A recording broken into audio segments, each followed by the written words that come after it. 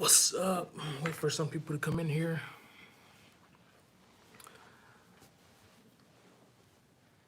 Try to go live earlier, but everything crashed. Everything messing up for me. Was trying to go live on Instagram. Was trying to go live on YouTube. Uh, Black screen. So I want to come in here and talk to y'all about making six figures as a truck driver in 2021. We're just gonna let some people let the room fill up. We got one person in here. Uh, so obviously, we're trying to make some money in 2021. Um, any questions y'all have, make sure you leave them in the comments. Um, I'll read them as we go along, and you know what I'm saying, we'll get this thing started once we get some people in here. Hope everybody's having a good weekend. Let's see, it's the last day, I believe this is the last day of January. Let's see. What's up? It is, no, tomorrow's the last day of January, so we still got 11 months to make all the money that we can make.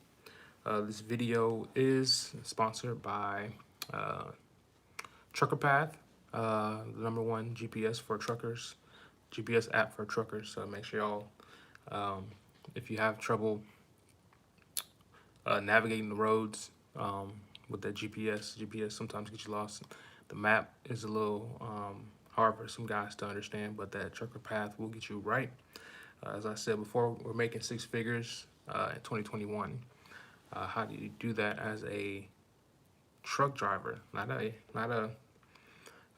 trucking company, but as a truck driver, right? And I put earlier on my Instagram, um, if people wanted me to kind of like get into that more.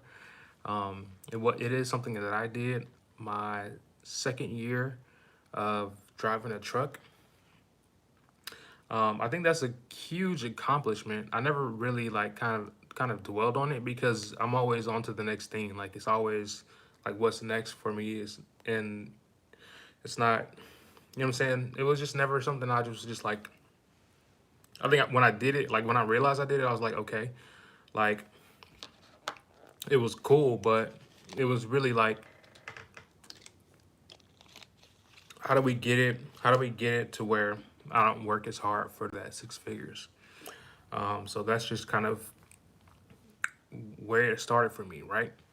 I got my CDL and I drove for company, as you guys know, like for Stevens Transport. So I drove for company for like a couple months, like maybe 8, 9 months for Stevens Transport. And then I went and I leased a truck, right? That was key for me. I think I made my first year of trucking like 75 grand. And then when I leased the truck, I also started training. I don't think I got any referral incentive.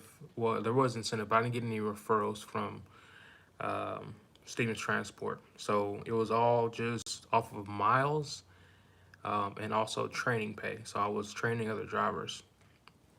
Shout out to Trav was one of the guys I trained. He's very successful out here.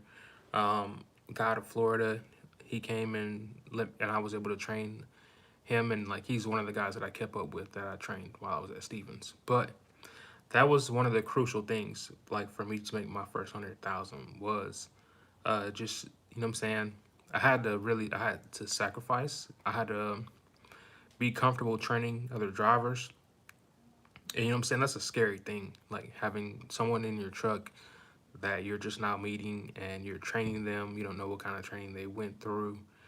You don't know like what their reaction time to things are. So it was me like stepping out on a limb. It wasn't like a full money hungry thing. I'm still training today, but it's just in a different way. Like I enjoy teaching, but training does add to, you know what I'm saying, to that check. It adds like a little, you know what I'm saying, something that will get you, to where you want to go like a little bit faster.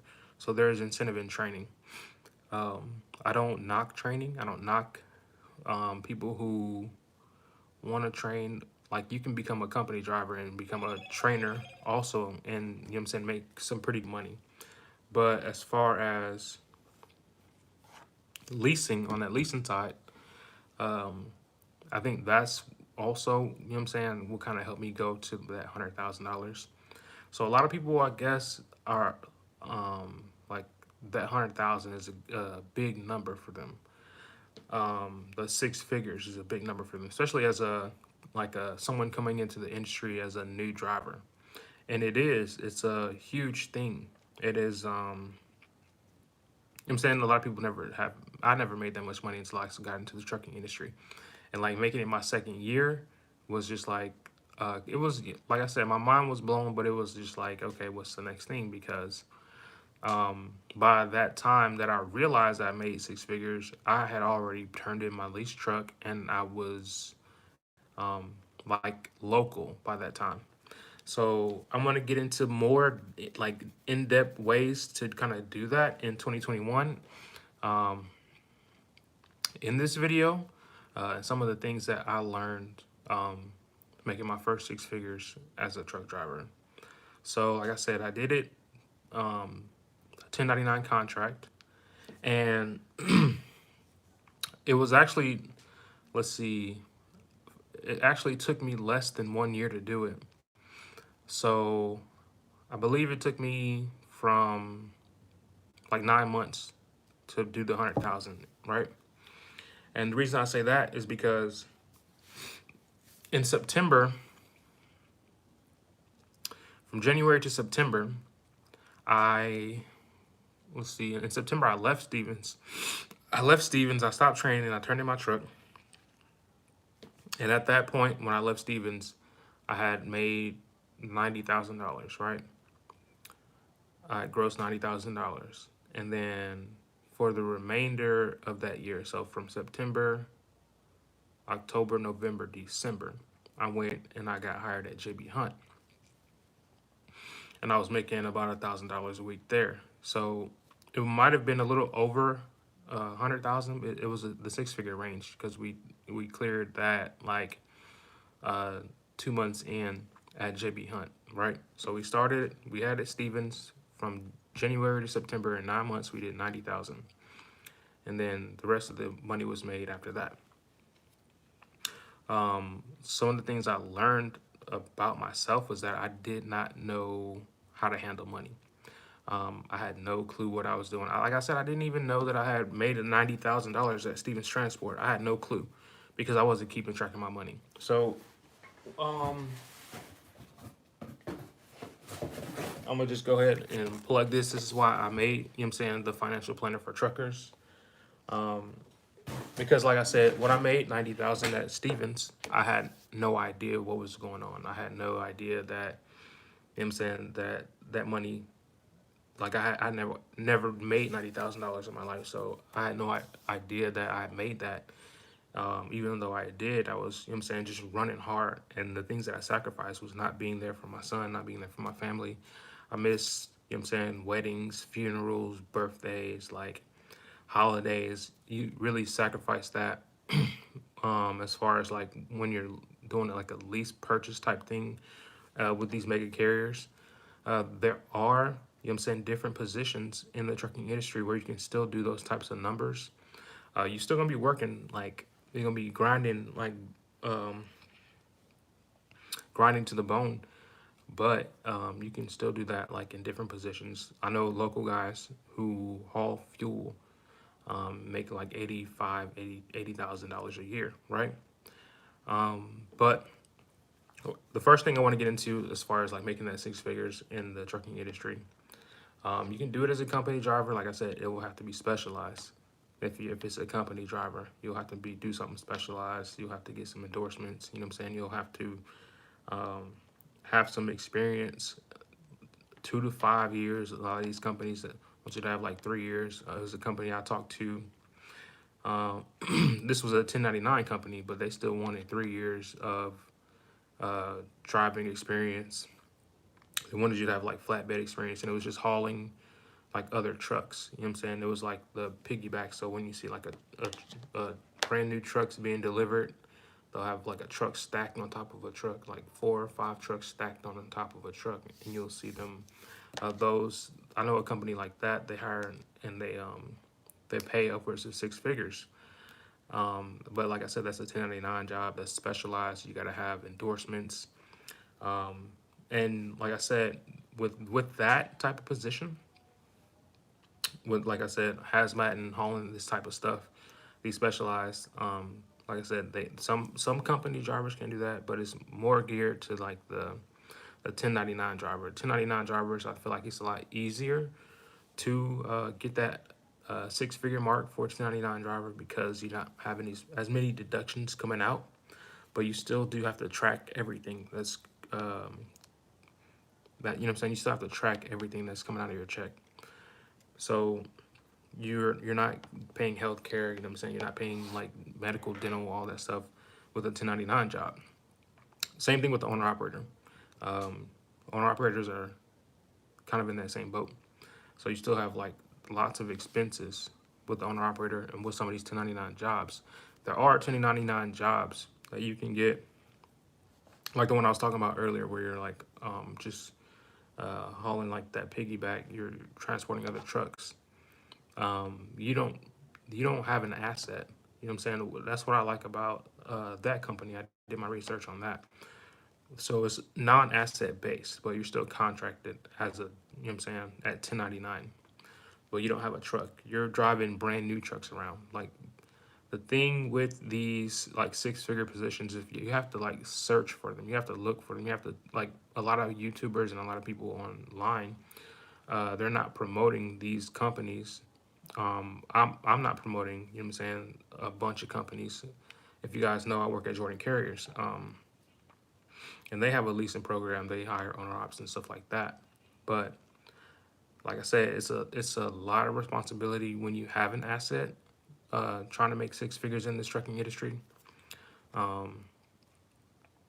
and it's a lot of responsibility.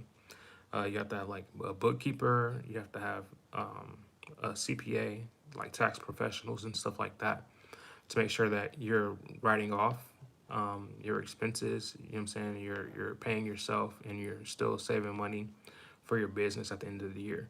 So, like I said, making 6 figures, that's, you know what I'm saying, it's just finding a job that pays you 6 figures. Finding a 1099, getting specialized, or going on a op. As far as like keeping 6 figures, that's a little bit harder. Making 6 figures, I feel like is kind of easy in this industry.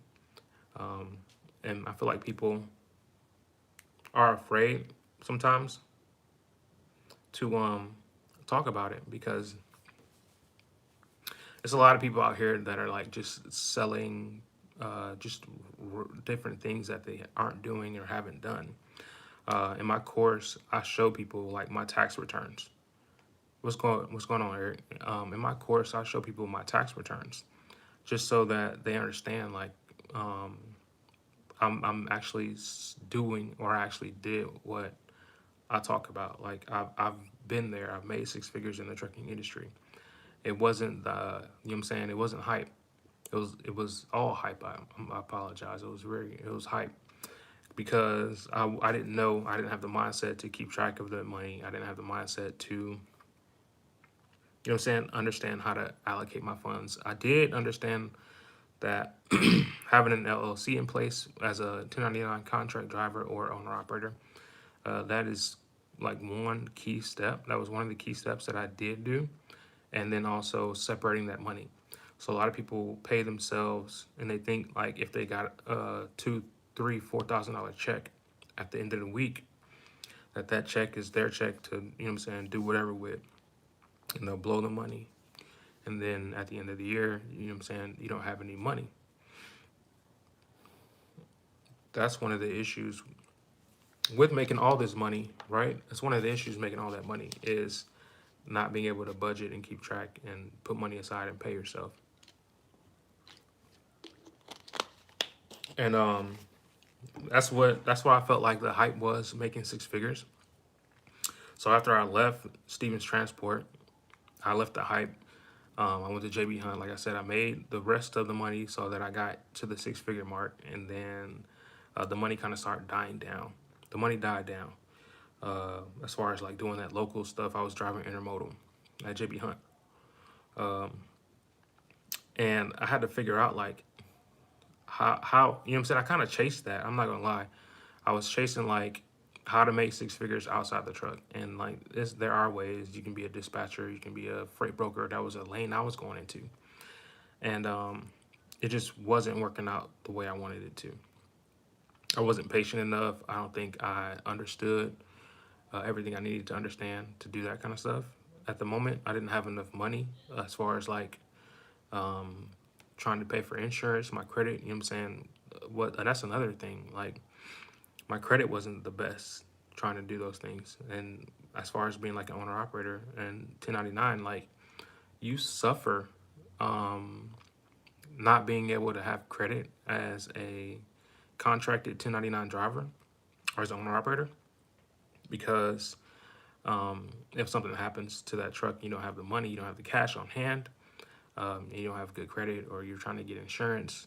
Um, the credit is like something that's that's it's like something you gotta have in this industry. Um, as far as leveraging those different things, as far as you know, insurance, fuel, and things like that. Credit is like crucial out here, and I didn't know that. I didn't understand that, so I had to go back to the drawing board, and that's where I started working at Jordan Carriers. But yeah, so if there are any questions that like y'all have about making that first six figures in the trucking industry, like I said, I did it my second year off of 30 days training. I did it, you know what I'm saying, 30 days training, and then my second year, I did my first six figures. Smokehouse, he said, thinking about trying to dispatch a brokerage next month will be 3 years over the road. I need a break. Yeah, man, and that's a good plan. I would say, like I said before, just getting your credit right so that you can leverage that. Also, what I did was I had paid my rent up front so that I could learn dispatching and brokering, right? So I paid my rent like a couple months ahead so that when I get out the truck, I wouldn't have to really stress about having to pay my, you know what I'm saying, having to pay rent, having to pay bills because everything was paid like in advance. And that's something you can plan out. Like you want to always be a couple steps ahead, right? So I plan. I think I paid like 3 months ahead, right? And I would say save up for even more. You know what I'm saying? Just to give yourself that wiggle room. You know what I'm saying? If you can save up 6 to 9 months of your expenses, and it's easy to do in trucking because, like I said, that money. If you're out there grinding like that, it's easy. It's easy to do. You save up 6 to 9 months in trucking. You know what I'm saying? Pay all your bills ahead of time, and then go home. You know what I'm saying? Have money for the dispatch course. Take the dispatch or freight brokerage course, whatever. And then even before you do that, understand like what things you'll need for dispatch and brokerage. For dispatch, you just need a phone and a laptop. You'll need a carrier packet. You'll need you know what I'm saying, just the documentation to become a dispatcher. It's just a couple, you know what I'm saying, a couple PDFs. You'll need DocuSign. Just real simple stuff. For a brokerage, though, you're going to need insurance um, and you'll need access to load boards, right? So that stuff is going to cost you, and you got to have good credit for it. So, like, you'll want to build up your credit, have like 6 to 9 months so you can just like sit down and just focus on dispatching and brokering. Like, but you can do all that while you're in the truck. Like I said, you can get ahead, do all that now. Because like you said, 3 years being over the road, I think after, like I said, after my second year, I made $100,000, and then I was like burned out. Like that burned me out. I was training drivers. I was driving like I was just, you know what I'm saying, just grinding hard, and it burned me out. and I had to get off the road. I had to get off the road for a little bit, and you know what I'm saying. I did dispatch for a little while, and it paid some bills. You know what I'm saying. I was able to learn how to talk to these drivers, and I was able to learn how to dispatch drivers. I wanted to learn how to dispatch myself. So you know what I'm saying. If I bought a truck or I was ever had access to a load board as a driver, I would know what I'm doing. So you gotta, as a dispatcher, you learn to like put loads together. That's what the terminology is. You'll put loads together. So, you know what I'm saying, if you're gonna be here at 9 o'clock and you will be done delivering that load at, you know what I'm saying, whatever what time, then you just line up another load and have it ready to go. And then just understanding the hours of service, which gives you a benefit because you understand hours of service, you understand how many miles a driver can drive during the day. That's the benefit a driver has becoming a dispatcher or a broker. You kind of understand, you know what I'm saying, the things that a driver is going through. You understand like the hours of service. You understand the rules and regulations. So that's like I said, it's a good look. I like how we can, as drivers, you know what I'm saying, pivot and we can do things like that because we already have that mindset. You know what I'm saying? You already understand what's going on in the industry. You already understand, like, if you look at your bills and you kind of think about where you're going and what you're doing, you that's a lane, right? So if you're hauling reefer or you're hauling flatbed or you're hauling drive-in, think about where you're going often, right?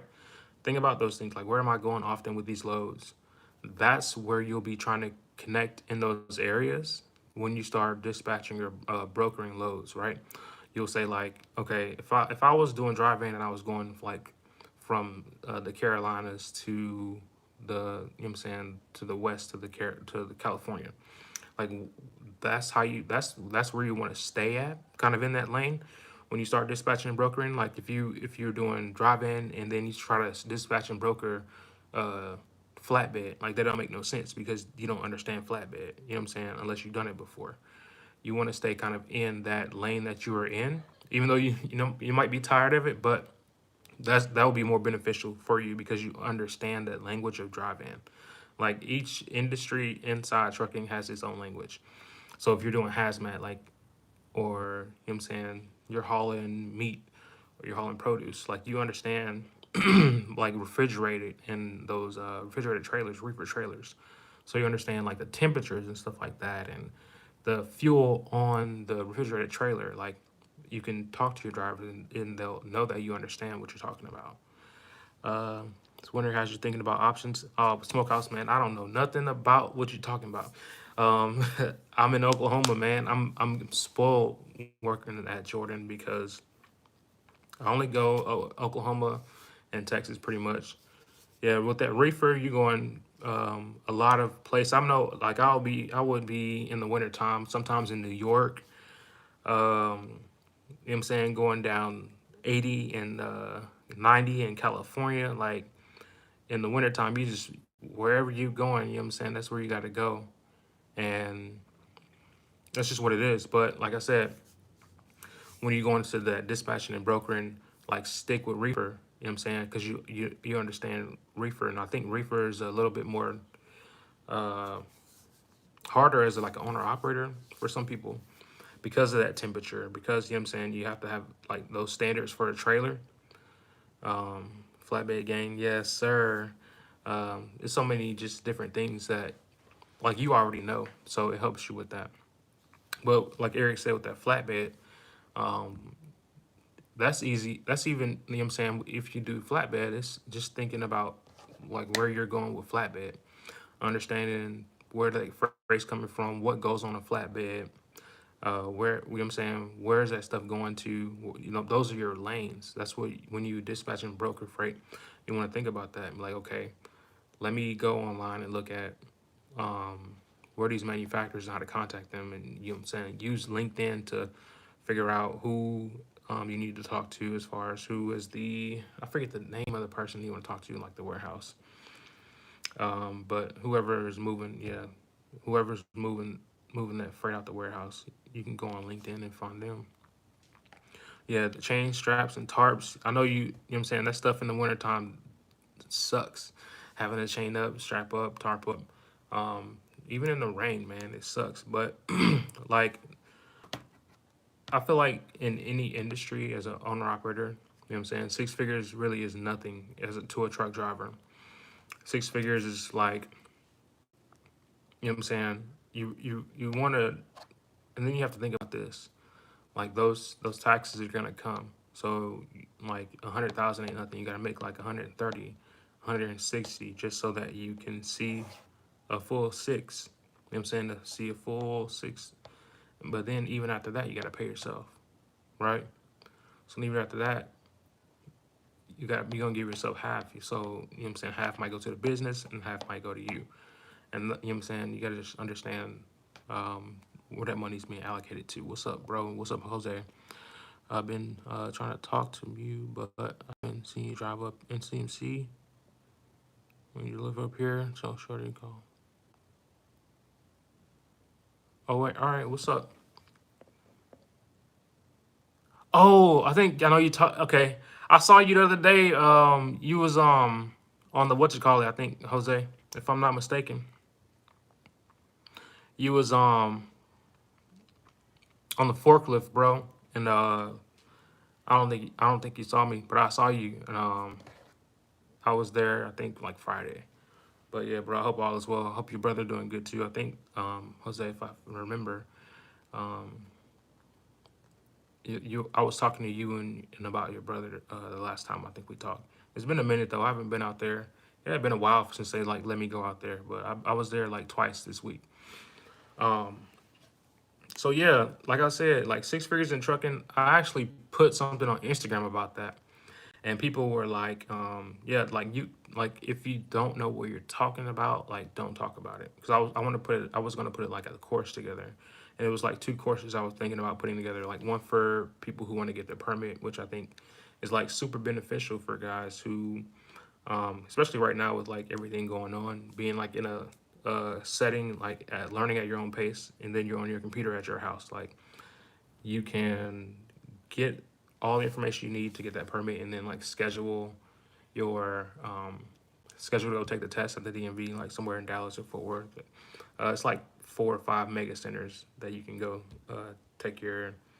I think you can take a CDL test at any DMV, but it's like mega DMVs, so you can go take them at. But my permit course would like get you ready for taking that test, and also getting that pre-trip, and then you know what I'm saying, just anything else that people would want to know from an actual driver, because a lot of these schools like they get you in, they teach you how to drive, and then that's it. Like I want to get guys and teach them how to drive and like teach them how to succeed and where to go, um, how much you should get paid. You know what I'm saying? Like how to protect your CDL and stuff like that. So if you're interested in learning more about that, you can check out my Instagram. But also, like I said, with this whole live, like with me making six figures in the trucking industry, I feel like a lot of people don't talk about that, like, and how feasible it is. Um, a lot of people, there's like a lot of conversation about becoming, owning a trucking company, right? Owning trucks, not being the driver, not being behind the wheel, not having a CDO. But as a driver, we still have a lot of, you know what I'm saying, opportunities. And making six figures is one of those opportunities that we have. So I want to make like more noise around that, like just so people know, like this is an industry where you can make that type of money. But like I said, um, a lot of times you'll have to have some experience. You'll have to have some specialized knowledge. You may be 1099, and you may also, you know what I'm saying, you might have to lease a truck, you might have to buy a truck, but this is an industry where that type of money is still, you know what I'm saying, it's available. But I'm looking for some more questions. So what questions do y'all have? Have anybody in here, do we have any six-figure truckers in here? What's up?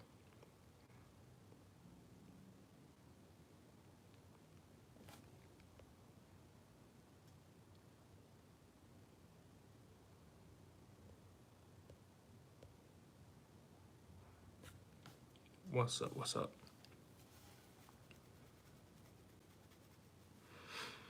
So, let's see. I think I was gonna talk about. I'm gonna film a video tomorrow because some guys were inquiring on like how I'm making money outside the truck, right? That's one of the things that I really, you know what I'm saying, I like to do, that I'm doing currently is making money outside the truck. If I could do it again, would I still lease? That's a good question, Eric. Um, if I could do it again, would I still lease? Um, I think I would because like I'll tell you, leasing it really brought like that whole financial literacy wave for me. I really wasn't, like I said before I leased, I really wasn't like about learning about finances and stuff like that, about building credit. Like I really didn't care about, you know what I'm saying, none of that stuff. But I think when I leased, it was like a whole nother side of like owning a business, right? Because I had my moving company in Dallas, but like I didn't know how to grow that business. But when I got in the truck and as a company driver, you have so much time on your hands, and I just started just listening to Audible, and like just listening to like more business people and listening to Erica Williams and stuff like that, and then people like just kept pouring like into that whole mindset, and um, that's why like one of the reasons I wanted to lease was to get more like knowledge on the business side of trucking, right? To understand trucking a little bit more, and I think that's what helped me. It helped me understand it a lot more. It helped me write my first book. It helped me, you know what I'm saying, do all that stuff. Other than that, um, I think, like I said, I think it was a good idea. I think I would go, I would still lease like back then, but now, you know what I'm saying, I wouldn't lease today. That's not something I'm really into. Um, I don't, I see like, you know what I'm saying, there's different ways to leverage a lease. Like I see that, but you have to kind of go in the lease with some money. Like if I went into a lease, I want to have some money saved up. I want to have my credit right. You know what I'm saying? I want to have my LLC established. I would use the lease to just, I would leverage that lease. I would show like my bank, I would show them like my tax returns with my lease, and I would try to build my business credit and get business lines of credit and business loans off of that lease. Um, did my lease give me more options with choosing my loads or home time? It gave me more options with choosing my home time, but like not really my loads. It was, you know what I'm saying, because I couldn't get on the load board and pick my own loads. Like you could do that at Schneider, and I was dispatching for a guy at Schneider on the IC board. Like you can pick your own loads at Schneider as a lease driver, but sometimes those loads cancel. Sometimes everything doesn't work out.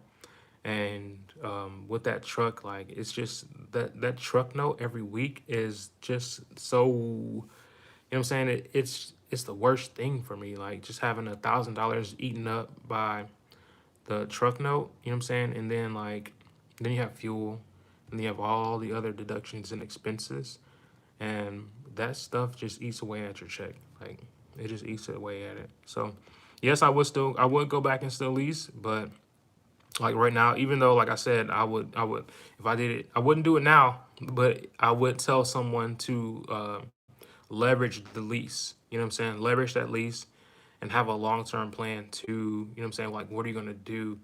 Are you gonna keep leasing? Are you gonna leverage that lease to build up your business lines of credit and get business loans and, you know what I'm saying, hire other drivers and lease other trucks? Like I would leverage a lease now, or I would tell someone to leverage that lease and have that mindset when doing it. Because if you don't have that mindset, I don't think doing it for the money, like as far as giving yourself a raise, I don't believe that, you know what I'm saying, that you should work that hard in a lease truck to give yourself a raise when you can go to a company like I spoke about earlier. You can just go to a company, you can switch jobs and give yourself a raise without that responsibility, without, you know what I'm saying, that headache of owning or leasing an asset. Like you can jump ship and go any and find a new company. Like I said, there's a company I know, like you don't have to have an asset. It's not asset based, right? And you can get in that truck.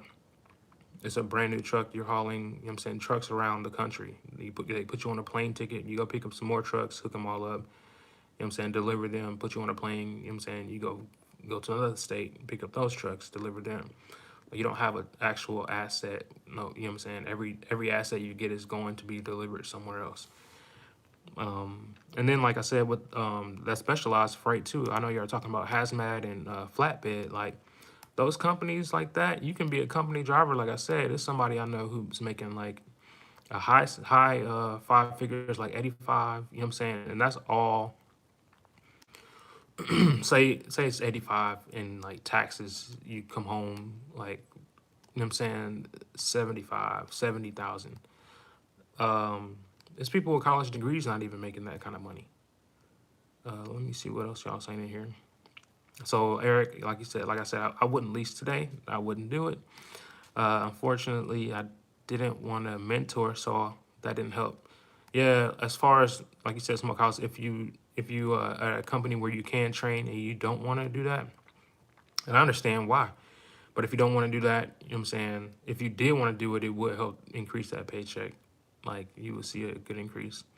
You run more miles. The truck is always turning. Wheels always turning. Thinking about adding my hazmat though. That's a good idea. I would do hazmat and tanker. If I was going to get my hazmat, I would get hazmat and tanker. Hazmat is a good addition. Extra pay, a little more risk. Yes, that's true, Eric. What business book am I currently listening to? I was just listening to a book by Jim Rohn. Jim Rohn. It was, I can't remember the name of it, but I just got this book, and I need to crack it open. This book is called Sprint: How to Solve Big Problems and Test New Ideas in Just 5 Days. This is a book I just got off Amazon. Someone off of Clubhouse recommended it to me, and I need to bust it open. It looks pretty dope, though. You know what I'm saying? Just going through the ideas, the map, sketch, all that good stuff. Just testing out new things. And I think that's where I'm at with everything. Like, just all the stuff that I'm trying to do is just testing out, seeing what works, what doesn't work.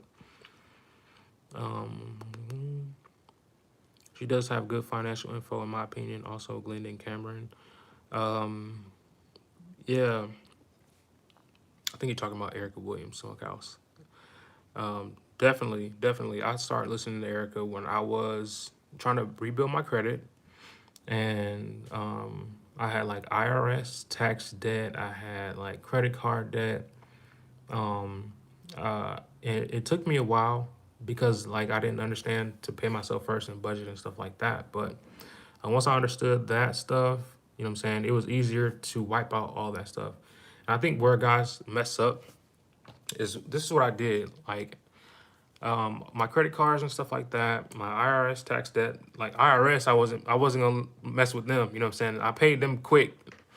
I paid the IRS. You know what I'm saying? I didn't hesitate. But with everything else, you know what I'm saying? I was just like, y'all can wait because they're not gonna. You know what I'm saying? They're not gonna come to my front door. They're not gonna. You know what I'm saying? The most they can do is send me a letter and call my phone all day. And I know how to hit the end button quickly, right? End call, right? Block number. And I just did that. You know what I'm saying? I made sure that my family and my stuff was good before I was like, okay, now let me pay these people who are, you know what I'm saying? Yeah, I whatever, you know what I'm saying? I dug that hole and I didn't say, you know what I'm saying, let's cover the hole with leaves, right? I was like, you got no friends with 800 numbers, right? None of my friends have 800 numbers. That's real, Smokehouse, for real. But You know what I'm saying? I knew I had to pay those debts. I dug a hole for myself, you know what I'm saying? And I was like, okay, like if I don't have the money, you know what I'm saying, to make sure that the fam is good for like a good 6 to 9 months, and I pay y'all, and y'all business is gonna be good, like what am I doing? Like what's the priority? And that's just kind of a decision you have to make. My decision was I'm going to build up my accounts first. So if anything happens, um, like, cause trucking, you know what I'm saying, anything can happen.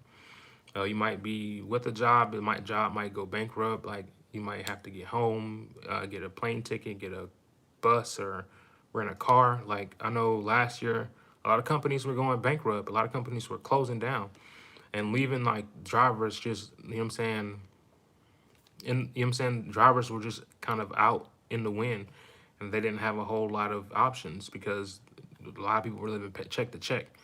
That was one of my like 2019 goals, was to stop living check to check, and so that was something I had to do. That's something like the people have a hard time doing, is just like saying no, right? Saying no to debt collectors, bill people, saying no, like, and that's just a choice I had to make. I said no. I start transmission go off after hitting a deer stuck in Cheyenne.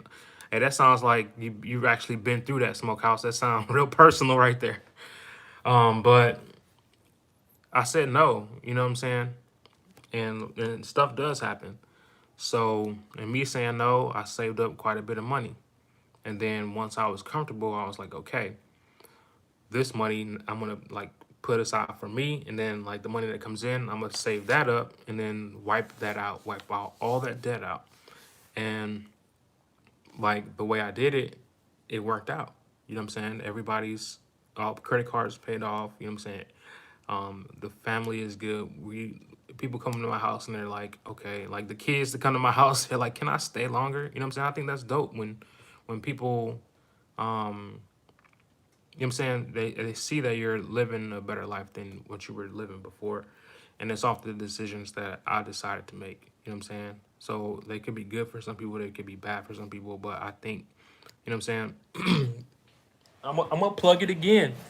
I'm gonna keep plugging it because I made it. But just budgeting, man, like just learning how to leverage my credit, how to write down my goals, how to, you know what I'm saying, just I'm not gonna spend food at the truck stop because they're trying to, you know what I'm saying, take everything. You know what I'm saying? They want everything. A hot dog costs $12. Like, I'm not eating hot dogs, but I'm just saying, like, even trail mix, I'll spend $4 on like a small bag of trail mix. I'm just like, Jesus Christ, you know what I'm saying?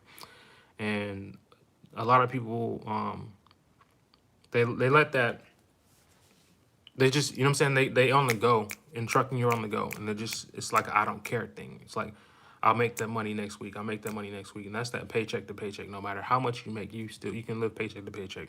I've seen millionaires. What's up, Crossroads? I've seen millionaires run through money just like that, and it's crazy. Um, let's see. Did the lease give you more options with choosing your lows and home time? Like I said, I got that home time. I definitely got that home time, but I didn't get to choose my loads. Glendon is my dude. He's on some other right now, so I'm on a break, but helped me a lot.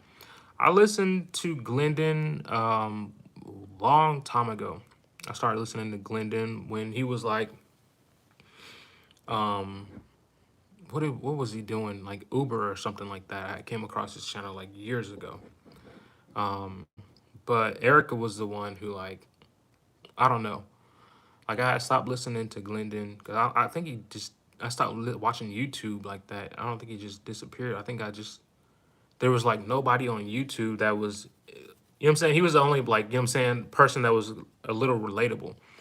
But I just stopped watching YouTube, and then like for some reason I started watching it again, and Erica was just somebody who I could relate to, just like I could relate to Glendon at one point in time.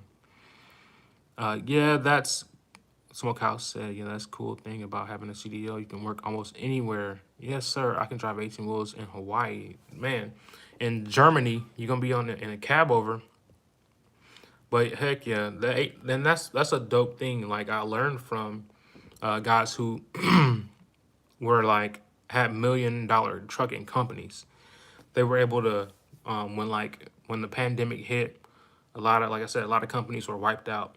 But those drivers who owned companies, it was either to get out the industry, or you know what I'm saying, go to a company, and I got to get access to one of those guys who had $1 million company. His truck broke down, so he went and worked and became a company driver, right? So I got to pick his brain and see like kind of what's going on. And even he was like, you know what I'm saying, this planner, I think I gave him a planner. He was like, yo, this is $1 million idea. I was like, you know what I'm saying, I appreciate it, because one of the things that like really gets me is just like how as drivers we don't get like a whole lot of resources to, you know what I'm saying, it's just like get in the truck and drive. Like we don't get a whole lot of resources as far as like people who want to help us as a driver. We don't get a whole lot of you know what I'm saying, everybody wants to be owner of the company, and that's cool, but I decided to stay and you know what I'm saying, really mess with the drivers and really cater to the drivers with my stuff. So you know what I'm saying, as far as anything that I do is going to be for drivers, and then it's going to be to support drivers, to help build the legacy for drivers. You know what I'm saying? Like I said, drivers can make 6 figures. Like you can make 6 figures. Even I did it at a mega carrier, and that's crazy to say, right? I did it at a mega carrier.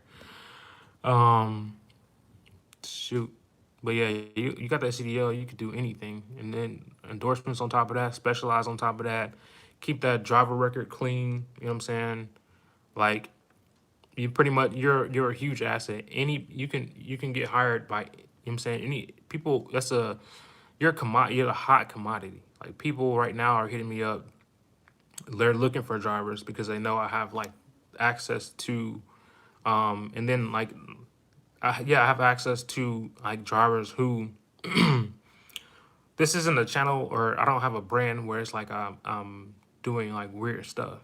So people see that and they're like, okay, like if he is like, you know what I'm saying, putting that kind of content out, then the people that watch that kind of content are gonna be probably kind of more in tune to like being more responsible with their CDL. So if the drivers who are watching my channel, if they got like a couple years in the game, you know what I'm saying, their CDL license is probably not gonna have, or they're probably not gonna have like a bad MVR, right? So they're like,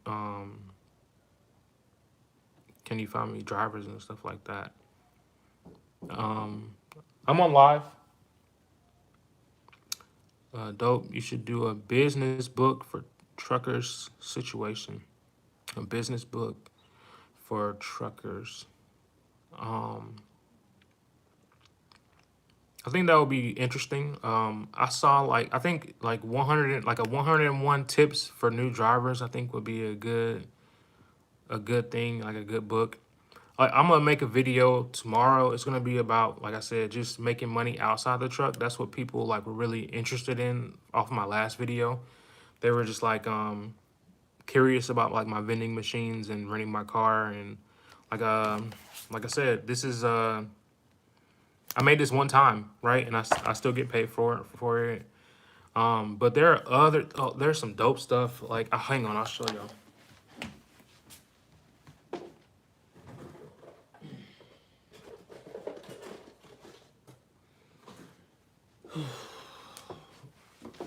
Like it's dope stuff out here that I think truckers can invest in. Like I bought like this silver coin, right? I bought it off AppMex. I think it's APMEX, AppMex, right? So being able to buy things that will appreciate, like appreciating assets. And I'm giving it a little bit too much right now. This is for the video tomorrow, but also, you know what I'm saying, buying land that will appreciate, that you can hold for, you know what I'm saying, for some time and let that land appreciate. I'm in the process of purchasing a house. You know what I'm saying? Silver and gold. Yeah, like that's something truckers can invest in. And you don't have to worry about, you know what I'm saying? You can drive forever. You know what I'm saying? You can buy land, you can invest in silver and gold. Just stuff that normal people can do. Like people are kind of, it's like one of the new things is like, you know what I'm saying? It's still an old school thing. Like, what's his name was doing this? Gary V, like buying trading cards, like baseball, sports cards, and stuff like that, and Pokemon cards. Like it might be like a weird concept for some guys, but like that's what I grew up doing. You know what I'm saying? Just buying Pokemon cards. Like I'm so mad. Like I had a book of them. And I threw them away once I moved out my mom's house, and I was just like, what am I gonna do with those? And to see people like spending like hundreds of thousands of dollars for like a rare holographic Charizard card, like that makes me sick. You know what I'm saying? Like, but even the sports cards though, I used to collect sports cards. I had like basketball cards and stuff like that, and they were like shoe boxes and stuff, and it was just like I wasn't in tune. You know what I'm saying? Because the internet wasn't as active, so you don't have that, you know what I'm saying, that research. You can't really research and stuff like that. And like now seeing what I see now and looking back, I just wish I kept, you know what I'm saying, even comic books. I don't think people have got back into like the collectibles and stuff like that, but that's a huge market. And I want to talk about it more, but I'm gonna wait for tomorrow. I'm gonna wait for that video tomorrow because it's like so much stuff that, you know what I'm saying, you can buy and just hold on to it, you know what I'm saying, and let that asset appreciate. But I'm gonna get back in these comments. That's stuff that truckers can do. And let's see. Yes sir, no 800 numbers. Transmission go out after hitting a deer. Yeah, stuff happens. Crossroads, what's up? Plus I think when you're on home time, you make up for your time. Yeah, man, when you that's a huge thing about, you know what I'm saying, being a company driver or lease driver, owner operator. When you do go home and you want to stay like 2 weeks or a week or 3 weeks, you know what I'm saying, take some time off, you have to plan for that. Like, because something's like, as a company driver, they're going to make you come back. Like, you know what I'm saying? They're going to make you come back. You could take a week off, but you got to go back. As a owner operator or 1099 contracted, you can go back when you want. But the thing is, you have to make sure that that truck note and all your expenses and deductions, that you got money to keep paying those while you're taking that time off. You can take as much time off as you want to. But if you you know what I'm saying, if you miss those payments, um, they'll come take your truck and you'll be missing your truck. Crossroads, how long you been trucking and what's your favorite division?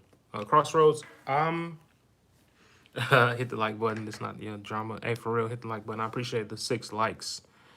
But Crossroads, I've been trucking going on, next month will be 3 years since I started trucking.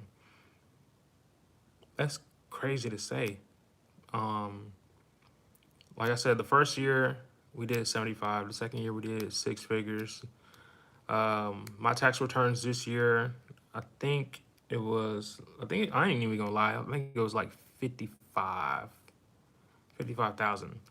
And I don't have no shame in saying that because I saved more money being home every weekend,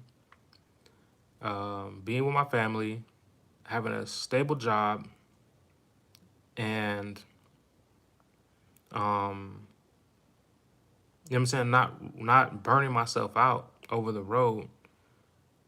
Even though like I said, I made more money the years previous, but I didn't save as much money, right? And that's where happy truckingversary, appreciate it.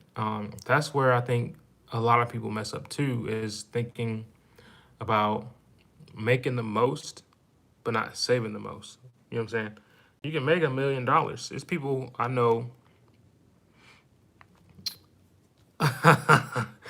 I don't want to put nobody on blast. But it's people I know, you know what I'm saying, that make a lot more than me, but have a lot less in the bank than I do. And I think, you know what I'm saying, obviously it's a mindset thing, but it's really like it's ass backwards. And you know what I'm saying, that's a big issue. Like it's I don't, you know what I'm saying, it makes it for me being who I am now and like hearing something like that, I'm just like um it's hard, man. Like just to be okay, like you know what I'm saying, you're making close to six figures, but you know what I'm saying, you got $100 in the bank. That doesn't add up. You know what I'm saying? It doesn't add up. But yeah, Smoke House. I need to get some gold, man. I got my silver. I need to get some gold. Crossroad, shout out to you. Happy trucking versary to you, my guy. You know what I'm saying? Still out here going strong. Still out here doing it. Um, and I think that's what's up. It's not what you make, but what you keep. Exactly, man. Like people, you know what I'm saying, we get a lot, we get money in trucking. You know what I'm saying? We get money. Everybody know. Um and everybody, you know what I'm saying, people be having their hands out, you know what I'm saying? You see some new shoes, you want all this stuff. But that's part of the lifestyle change, you know what I'm saying? That's part of the lifestyle change. You gotta adapt. Everybody wants the money. Everybody wants your money. The truck stops wants your money. The DOT wants your money. The pretty girl wants your money. The kids want your money. You know what I'm saying? Everybody needs help. But not everybody has sacrificed what you sacrificed to get in that driver's seat. Not everybody's driving that truck 10, 11 hours a day, dealing with this BS on the road, going through New York, driving 55 miles per hour in California, looking at all these deductions come out your check, and you like, you know what I'm saying, where did my money go? And you know what I'm saying? You just gotta you gotta make it easy. You gotta make it easier to say no. Make it easy. Once I get my license, what up, young flip star? Once I get my license, do you recommend getting my own company or going to work for a company? Do you have a recommendation for an insurance company, for a starter company? Let's see. All right, hang on. Let's break this down. Let me drink some water, bro. That damn long ass comment you just. Oh, boy, you gotta buy me a bottle of water. I'm about to answer this question. All right. Once I get my license, do you recommend getting my own company? No, I don't, unless you have some experience driving. And I don't think you do if you're just now getting your license. I'm not trying to like any like I don't got no like this is not ill intent. Well, my answers. I'm a Sagittarius. I give harsh like reality truths. So like I said, I don't mean any harm or it's not ill intent what comes out of my mouth. So once I get my license, do you recommend getting my own company or going to work for a company? I do definitely think that you should work for a company for a little bit just to understand the industry. You can get in that truck, you know what I'm saying, and tear your truck up and learn, and then pay the money to fix your truck back up, and you know what I'm saying. But I definitely think going company is a benefit. I actually had a consult call today with someone who's looking to get their CDL, and one of his family members is gonna do like some Amazon stuff, but they don't have a CDL yet, and they wanted them to get the CDL and then drive for them, but they wouldn't they wouldn't be getting any experience other than truck driving school, and truck driving school is experience, but it's like 30 days of experience, right? A lot of these companies want 2 years, and that's for like insurance purposes. But me, as far as like being confident as a driver, that's why I feel like going company is like beneficial. You gain your confidence because when you get behind that wheel, when I got when I was in training school, like it was just such a, you know what I'm saying, learning how to shift gears and stuff like that. It drained me, you know what I'm saying? It was draining, it was scary, I get in the truck and my nerves be bad getting out of the truck. You know what I'm saying? It's a lot of learning you have to do when you get your license and you're getting into a truck and learning how to drive. So that's why I say like company is like a lot easier. They already have, you know what I'm saying, like it's like a bowling alley. You know what I'm saying? You using the kiddie rails. Like you're not gonna go, they're not gonna let you fall off, you know what I'm saying, too far into the gutter, right? But if you on your own, you start a company, you know what I'm saying, it's no rails, right? So you are learning at your own expense. Do you have a recommendation for an insurance company for a starter company? I hear Progressive is a good insurance company for a starter company, but without maybe some experience, it might be a higher rate for you as a new driver. Smokehouse got 3 years in the biz. Shout out my guy. K, yo man, came across your channel. Like your content. How's the vending going while you're on the road? The vending's good. I'm gonna talk more about that in the video that I filmed for tomorrow. Okay. So please tune in and check that out. Okay. Smokehouse said tolls and Crossroads. I'm weak. No New York or Cali for those reasons. Yeah, man. Like New York and Cali are just, man. New Jersey. No, well, yeah. New York is just bad. New York is just like when I went to New York. Up north, upstate New York is cool. You know what I'm saying? But the city is just like it's just so small, compact, and the bridges and the low bridges and it's just too much stuff going on. You know what I'm saying? Too much stuff going on for New York. California, it's just the laws in California. Like there's so much, you know what I'm saying? Keep California in California. Like don't change the rest of us. I don't like nothing California got going on. But tolls add up. Yeah, like definitely those tolls add up. Especially like I said, if you're paying them out of pocket yourself. I think Stevens Transport paid the tolls even when I was a what you call it though. You got me on a case of water? Hey, that's what's up. I appreciate it. Sponsored by Ozark. But the Ozark the show, I need that to come back on. Ozark the show was lit. That first a couple episodes though, I don't know why I'm talking about this, but the first couple episodes of Ozark got you hooked when it was like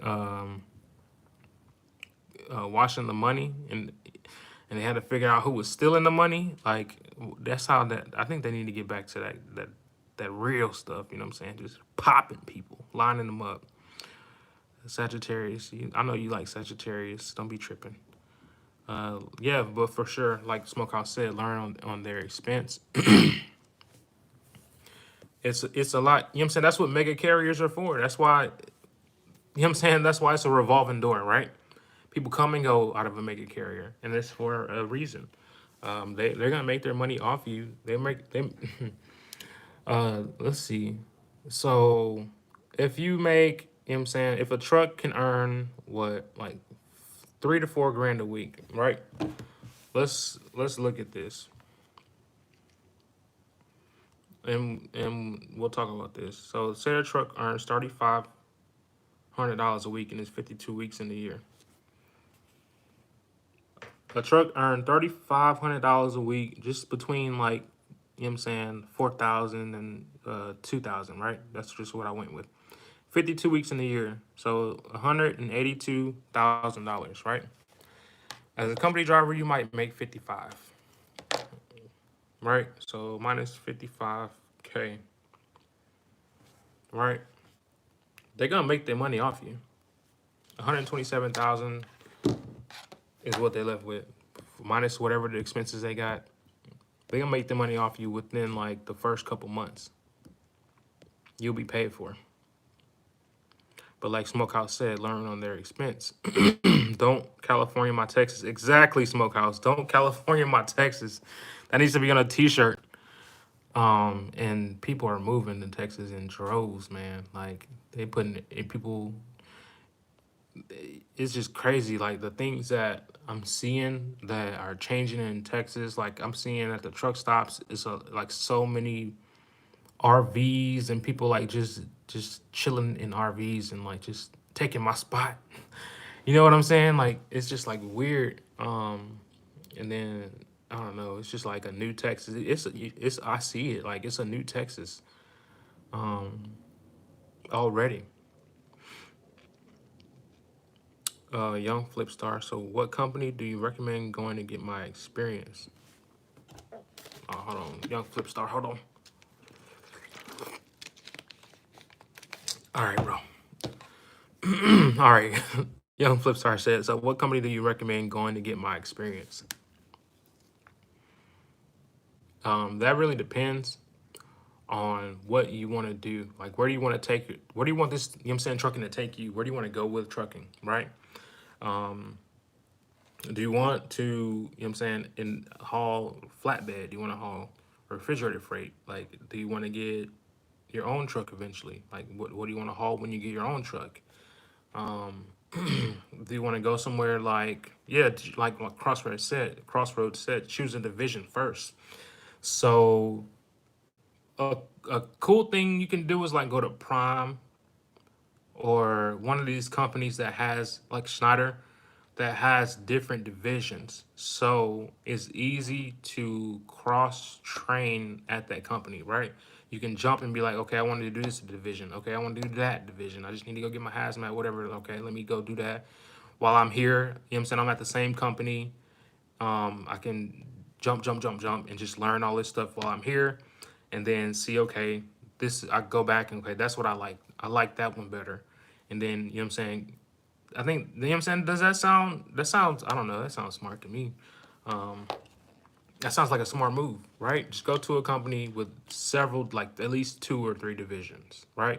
Stevens Transport had the tanker side, and then they had reefer.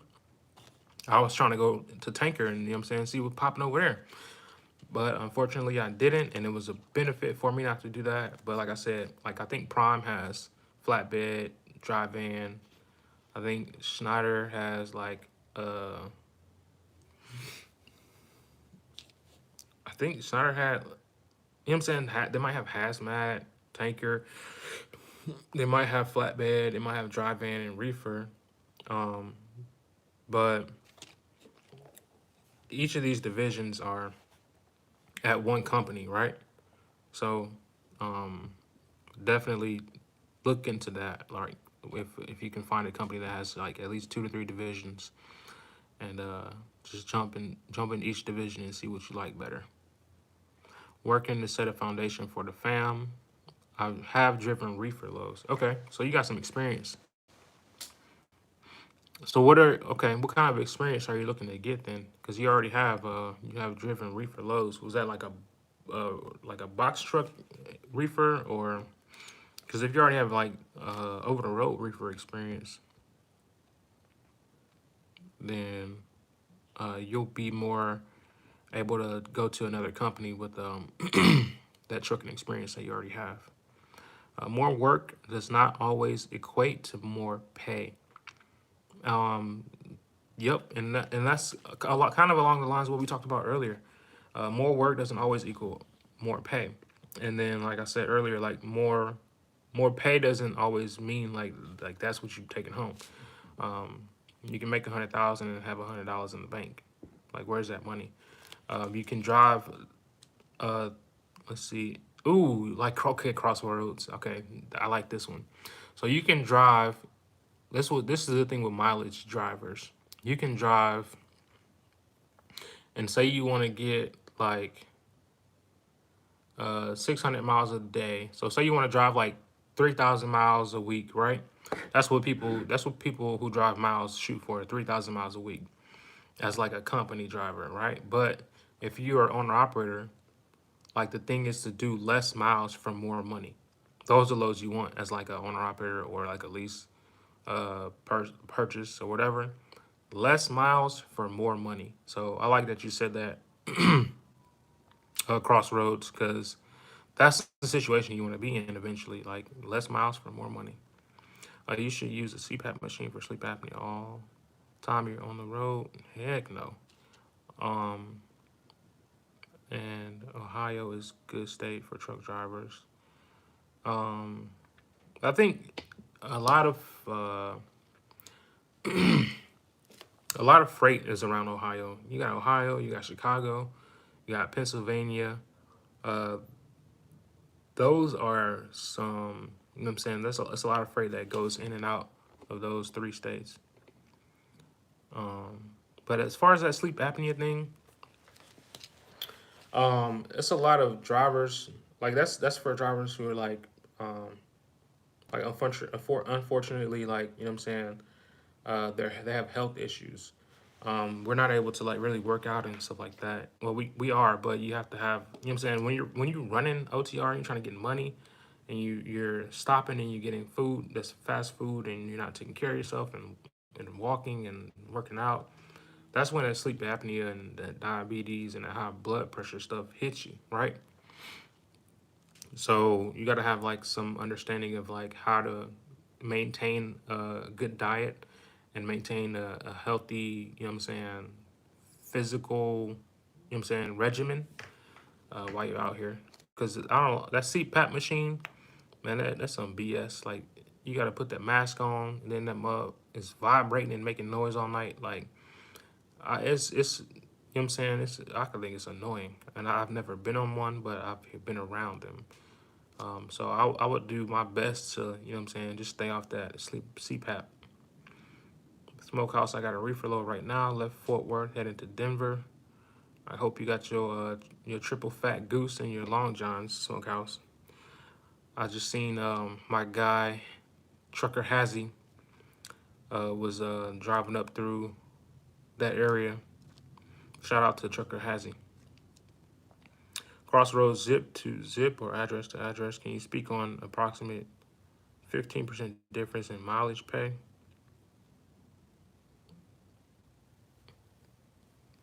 I don't know.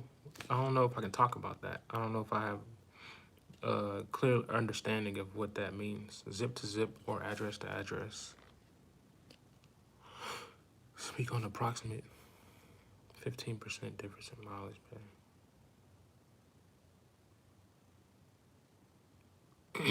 Yeah, I'm having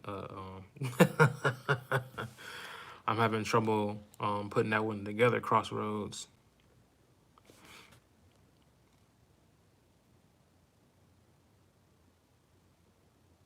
And is it? I don't know. Yeah, if you can break that one down a little bit more simpler for me. I'm a truck driver, man. I'm not. I don't got my college degrees, man. You know what I'm saying? It's rocket science right there. You're talking about. But yeah, CPAP, man. That's annoying. It's so annoying. But I'm a you know what I'm saying? It's dope hanging out with y'all. I really appreciate y'all coming in and chopping it up with me.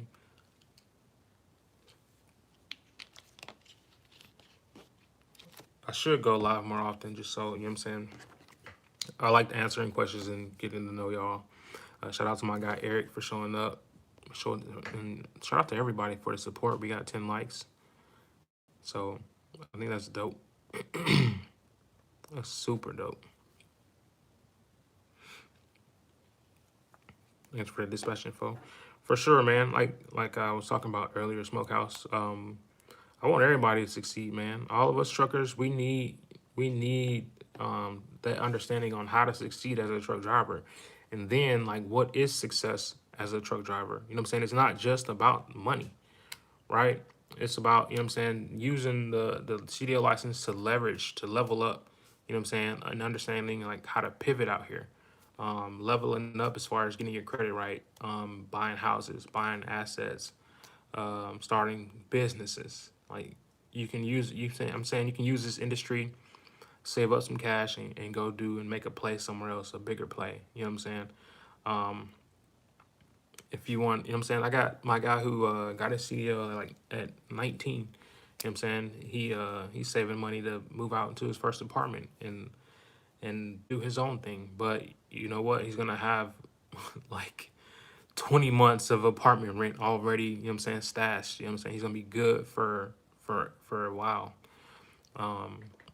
And that's the things I like for us to think about. It's just like setting ourselves up for the next play. Um, that's really what it's about. You know what I'm saying? Setting ourselves up for the next play, and not only setting us up for the next play, but setting the fam up for the next play. You know what I'm saying? Just throwing the fam the alley oop.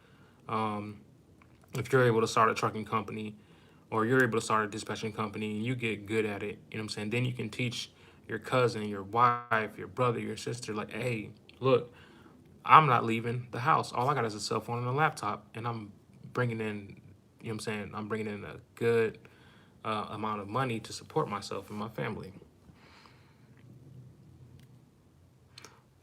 Okay, I think Crossroads try to.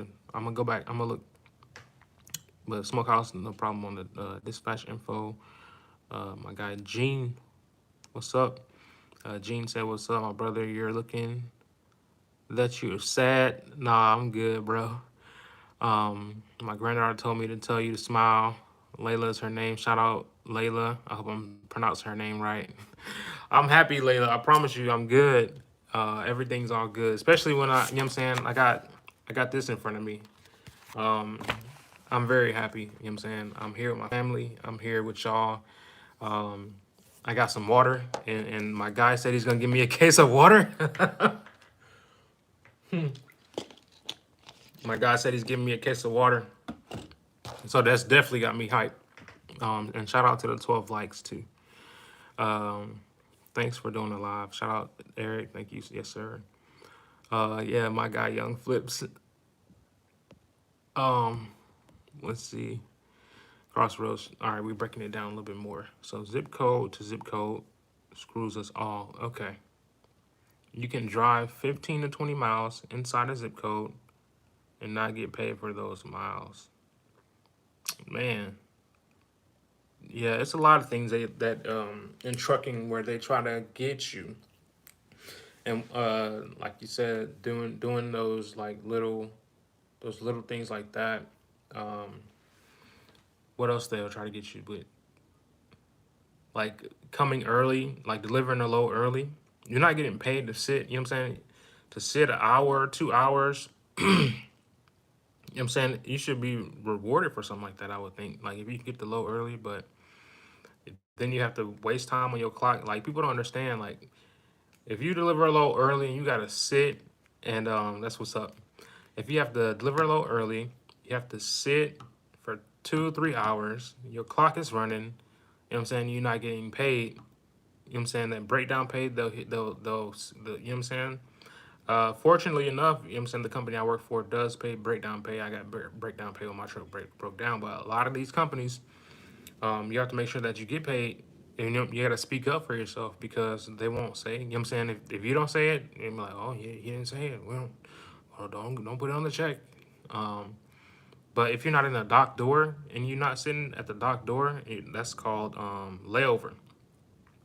You know what I'm saying? You could be outside the fence waiting on your time. That's not layover pay. You got to be in that dock door, you know what I'm saying, delivering to get that layover pay. So if you showed up early, you got 3 hours wasted on your clock that you're not getting paid for, and that's crazy.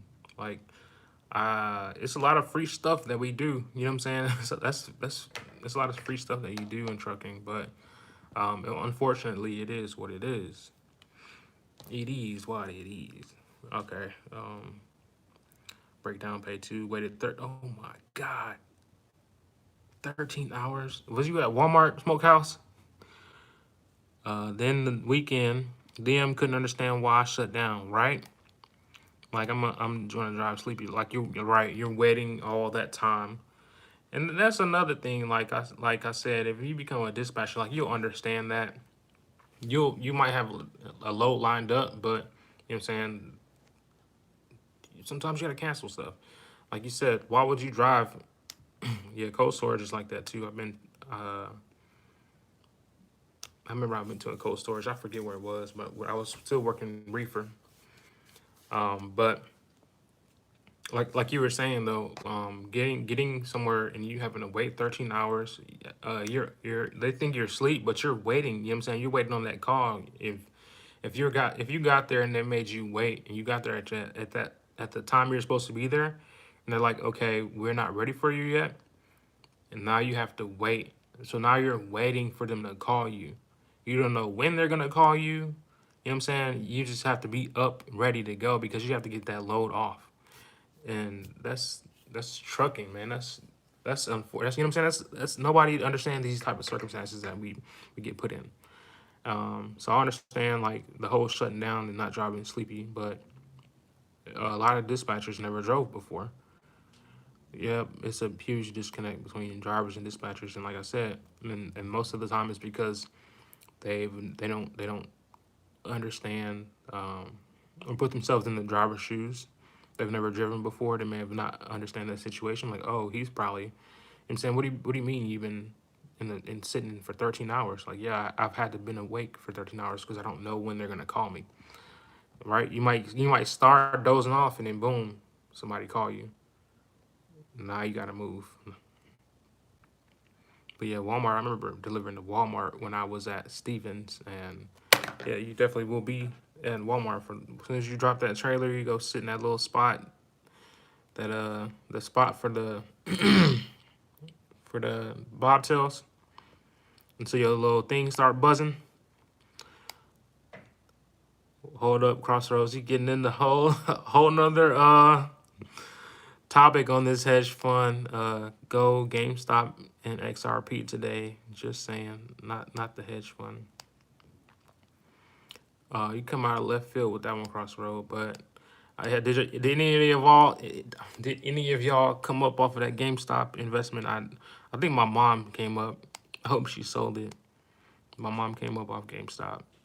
Um, I tried to get into AMC.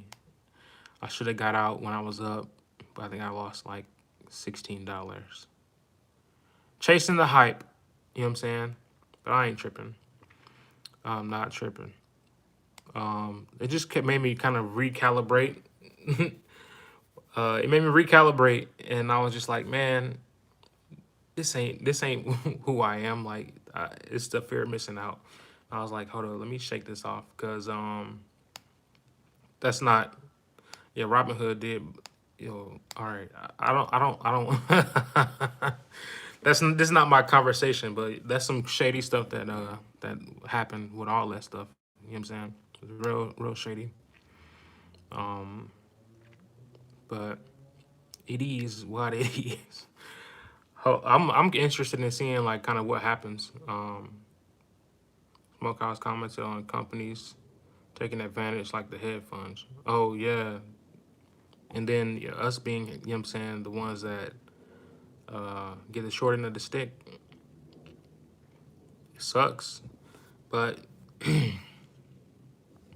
like I said, we'll see what happens. We'll see what happens. I'm gonna see if I scroll up and see what Smokehouse said.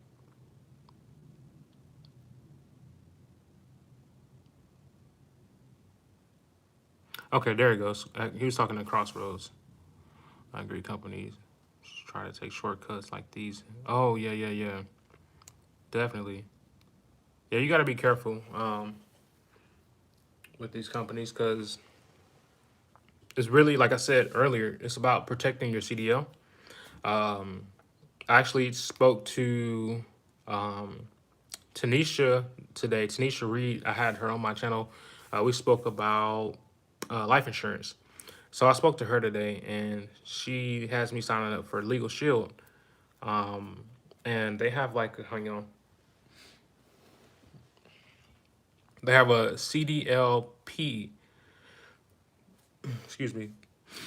It's called CDLP, and I guess it's like a CDL protection thing. And I'm going to get more information on it, but it's like having a specific like law firm that deals with like CDL stuff. So if we get like violations or anything on our MVR or just anything that requires like some type of legal entity, right? As far as like if getting in trouble with the CDL, like it's a lot of stuff where we're not represented right. And I guess this program with Legal Shield represents the driver. It helps the driver protect the CDL. That's our livelihood. That's, you know what I'm saying, how we make our money. That's how we provide for our family. So like I was saying earlier, like any way that we can protect our CDL. I think, you know what I'm saying, I'm definitely interested in learning more about this and getting more resources to you guys. Being able to, like I said, just to provide stuff for the driver, because we, you know what I'm saying, like they said, like y'all are saying, we're getting the short end of the stick. And anything we can do to fix that, to get where we need to go, we definitely gonna do it. We've been on here for, what is it, like an hour and 20 minutes. Like I said, so making six figures as a truck driver in 2021, um, it has to be a goal, right? It has to be a goal of yours. When you sign up for Google Shield, share your link, another stream of income, monetize what you can. Yeah, I'm definitely gonna get more information on that before. Like, I want to sign up first. I'm gonna sign up first and then just kind of see what the process is, so that I can better understand it. I can't give y'all something that I don't understand yet. Um, but I will get more information on it. I gotta sign up for it. I was supposed to like do the process today. I talked to Tanisha earlier, but I got kind of distracted trying to go live, and my computer wouldn't let me go live. So um, I will do that though, Crossroads. I think that's a dope way to, like you said, to monetize. And like I said, that's what that video is about tomorrow. It's just like different ways that we can get out here. Like, dang, man, I want to talk about it so much. Like, cause even recruiting drivers at your company. Like, if your company is a good company, they're treating you right. You know what I'm saying?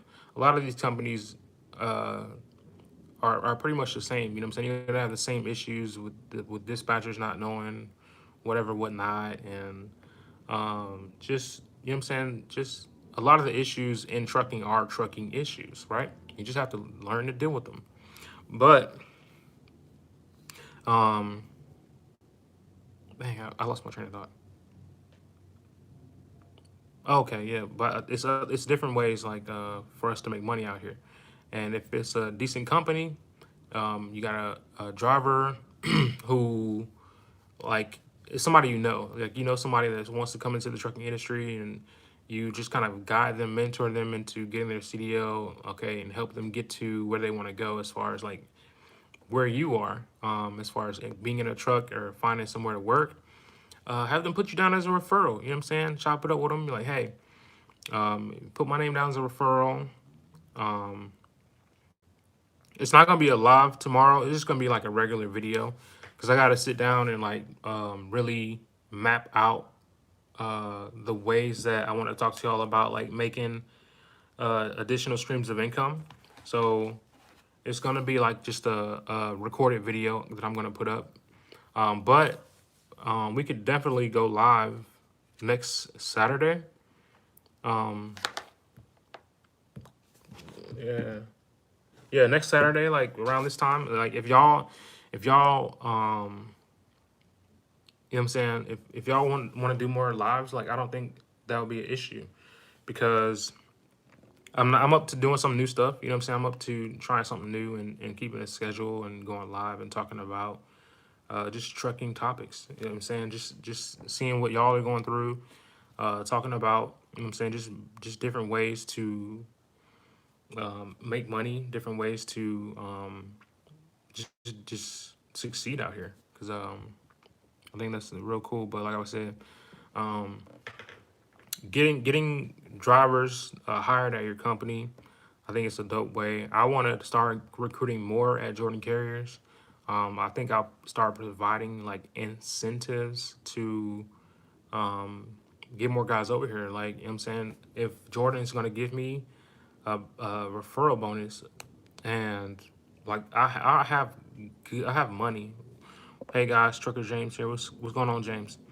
But if I have, like, you know what I'm saying, I'm not a greedy person. So if they're like, okay, Chris, we'll pay you to bring in more recruits, and then I can use some of that money and be like, hey, here, I have $500 for anyone who says they got a driver for me at Jordan, or they want to come to Jordan. And like, even if you don't drive, right? Even if you don't drive, I think using my platform to be like, hey, I'll give $500 as a referral if you send someone my way and they work at Jordan for, you know what I'm saying, X amount, you know what I'm saying, of time. And that way I get my referral bonus, you get your referral bonus or whatever. Or I just give you, you know what I'm saying, an additional money out of my pocket for coming to Jordan, which is, like I said, I'm not tripping off of. Because if I'm living in abundance, then I want the people who around me to be also doing the same thing. Let's see. Where can I get more information on your CDO coaching? I'm thinking we in the same city. I can drop ship the case of Ozark. My website. If you go to my website, go to Instagram. I'm on Instagram at Chris Lee TV, and my link to my website is in my Instagram bio. And then you can go and book a consult with me. Also, like, you can just go to chrisleetv.com and you can book a consult there too. What about time? Okay, so like I said, next weekend we'll do some lives, talk about what's going on, whatever. Jay Humble, hey guys, Trucker James, excuse me. I could use a mentor. Can you email me? Are you interested?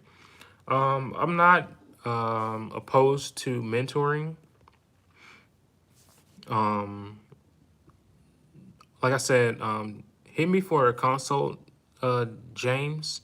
Hit me for a consult and let's talk about it. I had a consult earlier today for a guy who's looking, like I said, for some mentorship because he's thinking about skipping going to the company and just driving for his brother's company. But you missing the whole, like, you know what I'm saying? I bumped my head like at Stevens Transport. You know what I'm saying? Flat tires and having to understand like who to call, how to find roadside, how to do all that. Like, just like I said, that leasing is a big responsibility, and you have to be able to weather those like little storms and knowing who to call, where to go, how to do it. And with being on your own, right out of school, right out of trucking school, it's just like so much that you don't know. You know what I'm saying? Trucking industry is a beast. Like, for real, the trucking industry will chew you up, spit you out, and no bones. You coming out dust. Like, trucking industry will do that to you. So if you're looking for just to get on a console call, we can talk about more of what you're looking for in a mentorship type thing. Like I said, my website is chrisleetv.com, or you can hit my or you can hit my Instagram at chrisleetv. My smokehouse said the trucking industry is savage. It's grimy. You know what I'm saying? Like, it's some things that I never seen, you know what I'm saying, in real life before I got into trucking that I would have never thought I'd see in my, you know what I'm saying? I would have never thought I'd see it in my life, but it's some dope things too about it, you know what I'm saying? On the other side of the fence is some things that I've seen in trucking that I would never experienced in my life, like driving through Grand Canyon and Utah and, you know what I'm saying, just visiting different places, meeting different people. That whole experience, like Eric, I think he asked me if I would like if I could start over and lease again. Like, that was part of that experience, you know what I'm saying? And that's a part of my life where I've learned lessons, and it's just like really dope, you know what I'm saying? Just to be able to think back and like, dang, I did that, you know what I'm saying? I just did that. My guy Cannon, what's going on, Abe? Hey, I appreciate you checking in. What's going on, bro? Hey, how's that truck treating you? What's up, Abe? Different. Oh my God, bears and moose and cows, you know what I'm saying? Man, all that stuff, man. It's just like I said, trucking's a beast. It will chew you up and spit you out. But shout out, Abe. I'm glad that you're enjoying that lease. Somebody asked me earlier about a lease, Abe, and I was telling them that I would not change. Uh, Eric had asked me if I would change like my whole situation about leasing in the past, and I told him like I wouldn't change that situation because it made me into the person that I am today. Um, Place that order on Amazon. It'll be here Tuesday. Oh, for real? Hey, shout out Crossroads. Hey, shout out to Crossroads. Let me. Uh, Dang, somebody shooting.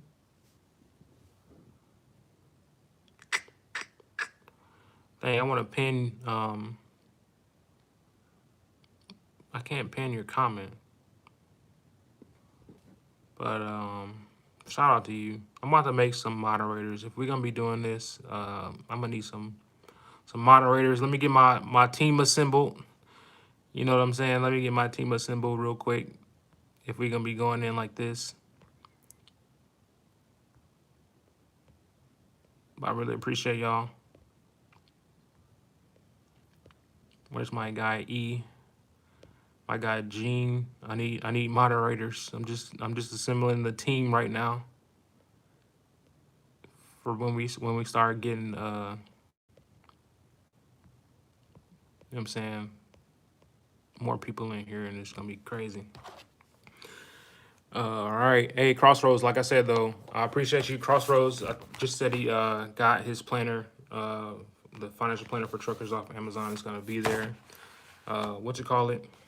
It's gonna be there Tuesday. Shout out to that. Let's see. You can put the plan together. Yes, sir. I gotta get you on the channel, Abe. I want to talk about your journey, man. Like the ups, the downs, the goods, the bads. I need more truckers to come on my channel and talk about their experiences because that's who we are. That's what we do. I wanted to start the podcast. I hope y'all have tuned into the CDL Thriver podcast. It's some dope people, some dope conversations that I was able to have with some people, but I want to bring it back down to where we are, and not even down to where we are, but bring it on in, on in on actual truckers doing trucker things, right? And I want to get some of those experiences because that's something that we can relate to. You know what I'm saying? If I'm struggling to find a good company, or I'm struggling at a company to get miles, or you know what I'm saying, I'm struggling to get home time. Like if I say that stuff, y'all relate to it because y'all been there, and or you going through it, or you've been through it, or you about to go through it. I promise you. But Eric, yes sir, my moderator Eric, Jay James, he said I'm leasing a truck and partnering with Ray Logistics, 80/20. That's not a bad split. I'm ready to go full op. I would definitely have some money saved up. You know what I'm saying, before going full op. You gotta have that authority set up. I would set that authority up now. If you're getting your authority, well, owner op is different than having the authority. So if you want owner operator, then you own the truck and it's no longer a lease. So you can still lease onto a company. But if you're gonna go get your own authority, then it would be a little different. How much would I save up before going owner operator? If you're leasing, they should have a escrow account for you, right? What do they have in the escrow account? I would say. So what what Lone Mountain wanted me to have when I was looking at leasing with Lone Mountain, they wanted me to have $10,000 in my bank account. They wanted like $3,000 down, and those were the numbers they wanted for me to have to lease with them. I didn't feel comfortable with that because I know like things happen in trucking, right? Things happen not only in trucking, but things happen in life, right? So I don't I don't want to have, you know what I'm saying, like I want to have a little bit more money saved up. Like I would want to have like 40 to 50 grand, just feeling comfortable enough to where if I need to make a move, you know what I'm saying? Because yeah, I know, and that's just me though. Like 20, maybe 15, 20K, right? That might be good. That's like more than good. But for me, like just thinking if my truck goes in the shop, I need to be in the hotel for a week or 2 weeks, or you know what I'm saying. If my truck goes in the shop and I'm in like Connecticut, and they're like, okay, the truck will be ready, and like you know what I'm saying, we gotta wait for this part, and it might be easier for me to fly somewhere and get the part, or drive somewhere and get the part, to then wait for them to get the part. You know what I'm saying? Like I want to be able to have that type of control because I'm a control freak, I guess. If that's what I'm really getting to, like I want to be able to, like, I need it now. You know what I'm saying? And I will go get it. You know what I'm saying? And that's just the type of person I am. But I think, you know what I'm saying, 15, 20 would be good. Yes, Crossroads. I made you a moderator. My guy, Smokehouse, also moderator. My guy. Yes, sir, Eric. Appreciate the plug. Like I said, chrisleetv.com. If you're looking for, right now, my consults for like 15 minutes is free, and then there are paid consults for like if you want to have a longer conversation. Yeah, but like I said, what's the name? Lone Mountain wanted me to have 10K, but I wasn't comfortable with that. My moderators is regulators. Plan is 12. Okay. 12K is a good number. Did you did you get the 2-year warranty at Lone Mountain? I didn't get a truck at Lone Mountain. I don't even think that they even really got into a warranty with me. Like the lady was just like, go to the website, pick a truck, and call me. And then I was just like, she was like, you got 60 days. So I'm still within that time. Like it was like maybe 30 days ago. So I got a whole nother 30 days. If I change my mind, but I'm not gonna change my mind. It's too abrupt, right? It's too for me to change my mind like that. I'm cool. I'm good where I'm at. Get your financial planner for truckers at the link above. Okay, that's dope. Yeah, you can download it. I also, yeah, okay, so I did that. I made the financial planner available because I know a lot of truckers, like with that home time. If you want to get it now, you can say you can download the PDF, and the PDF's on my website. It's also on Gumroad because a lot of people don't use, you know what I'm saying, some people don't use PayPal. So I try to make it easy for us. But I'm gonna talk about this real quick. I'm gonna talk about one more thing with y'all.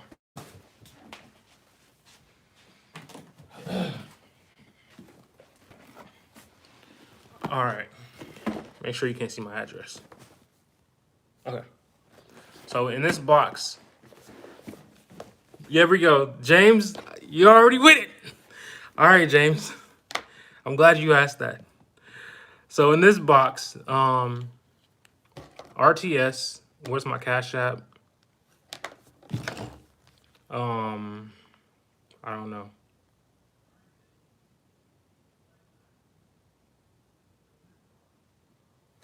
I think I don't know, man. I don't know what my Cash App is right now. I'm sorry. Okay. This box right here though. All right, so somebody said earlier about monetizing, right? It was one of my moderators because I got moderators now. So one of the mods said something about monetizing. Okay, so a company called RTS Fuel and Factoring reached out to me, and this is something I would have had to get. It would have been beneficial had I got the truck at Lone Mountain, but I didn't. But I still have the resource for people who want to go that route. For my guys who are leasing trucks, you can get your own fuel card. You can, you know what I'm saying, get that relationship established with a fuel and factoring company. But James said, "What about factoring companies? Where do I start looking?" All right. I gotta get my blade.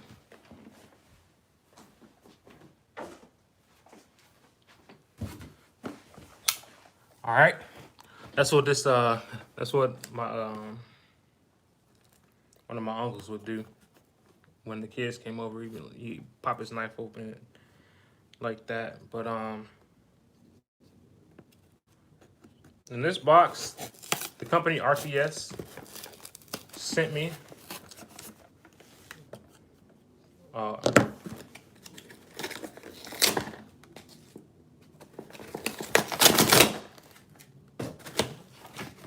all right, RTS sent me this box, and I'm supposed to like do an unboxing video for this. But I just want to show y'all just a little bit. I'm gonna just, you know what I'm saying, peek in and pull one of the things out, y'all, you know what I'm saying, since we talking about this. But you can see like RTS carrier services. I got a good relationship with one of the guys over there, and he sent me this box. He signed me up for the service. He sent me this box. Okay, there we go. That's my Cash App. Cash App, Eric. How the heck did you get my Cash App? That's dope. That's, I think, because you're part of the trucking group, and we just be sending each other money. So that's dope. Appreciate that, Eric. All right, so RTS. Somebody said drum roll. RTS is a fuel and factoring company, and they reached out to me because they wanted me to, yeah, for real, Eric for the win for the big W. My guy Eric. So they reached out to me. They wanted me to kind of, well, it was a dope how they approached me, because it was just like, you know what I'm saying, how can I be more of a resource to y'all, right? And I know some of my guys are like leveling up, and that's dope, because that's what we want to do, right? Is level up. That's what we want to do. You want to, whatever, like I said, start a business, you know what I'm saying, establish that legacy for your family, whatever. But it's like the little things that we need to get to those goals. You know what I'm saying? We have like small goals in between the intermediate before we get to the big play.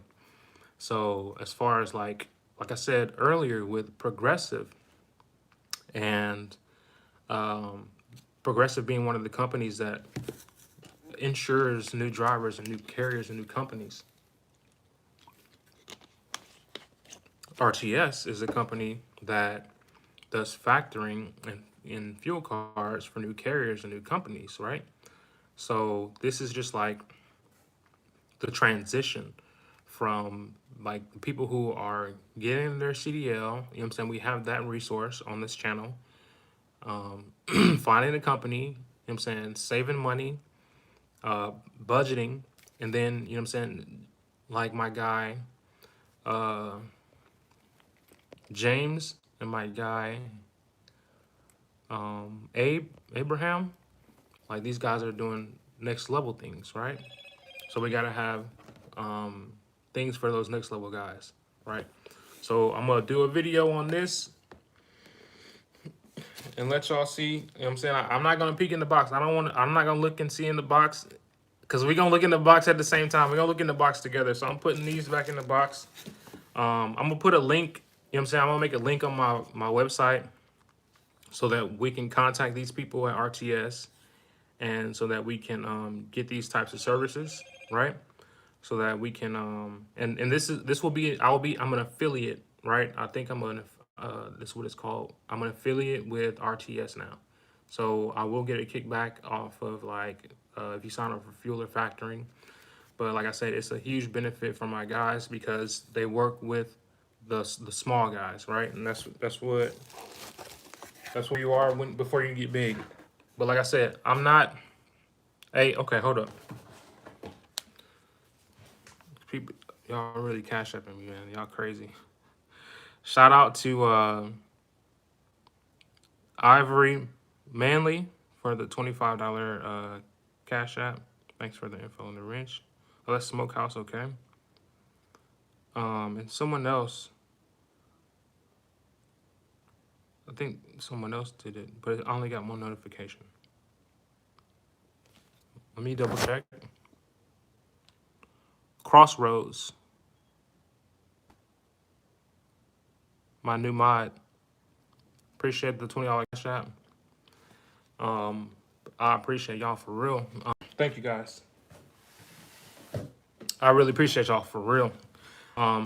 But like I was saying, RTS is going to get us to that next level. They're helping provide services for us to get to the next level, and that's really dope. Pierre, he does insurance, right?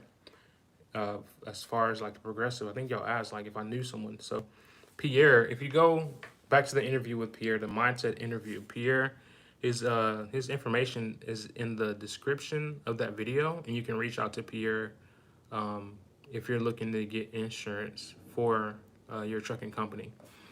He can help out with new carriers and new trucking authorities to get insurance. But like I said, it's just like this the beginning steps of stuff that we're just starting to do, starting to move the channel in a different direction.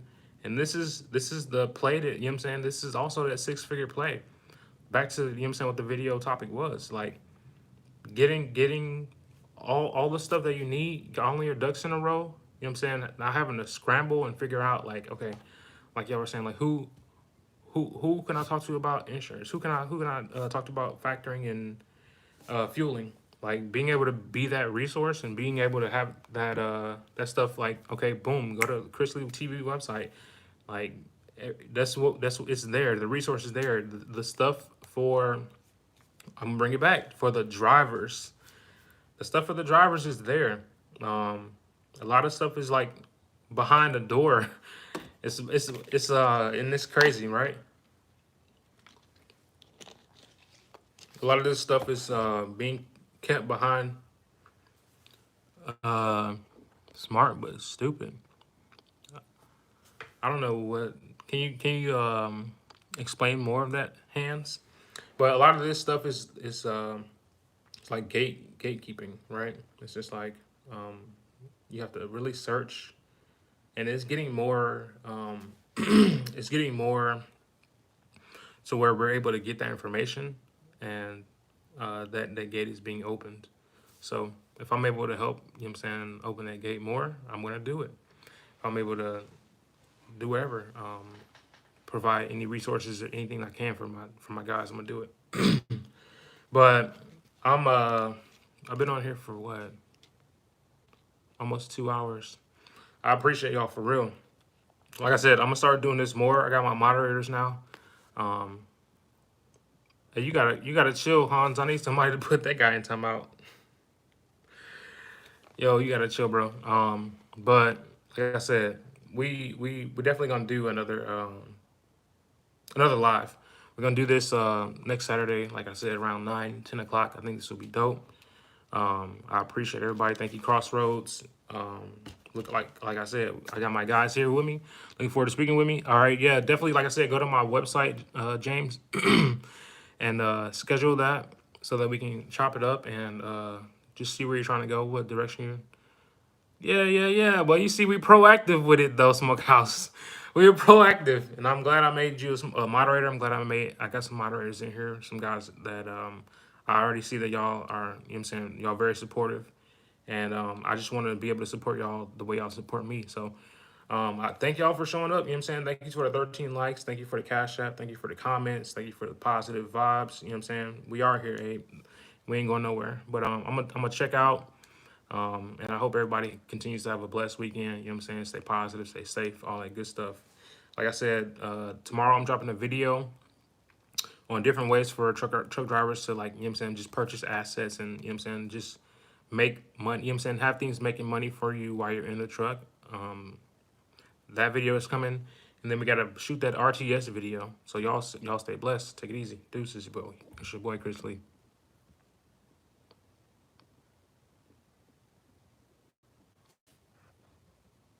Definitely like and subscribe.